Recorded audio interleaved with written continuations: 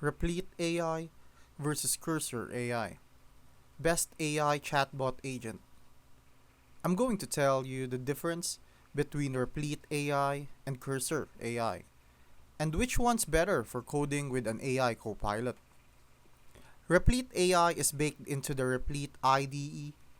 It's fast, always there, and great for beginners or quick prototypes. You get Ghostwriter, which autocompletes, explain code, and even debugs in real time. It's cloud native, so everything runs in the browser. No setup. Perfect if you're learning or building something light and fast. Cursor AI, on the other hand, is a VS Code fork, supercharged with AI. It goes deeper.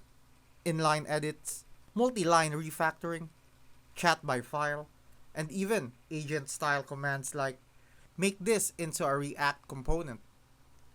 It keeps context better and works locally, which means more privacy and performance. Replit AI is like having an AI tutor. Cursor feels more like an AI teammate. So, which is best? Replit AI if you want simplicity, Cursor AI if you want control.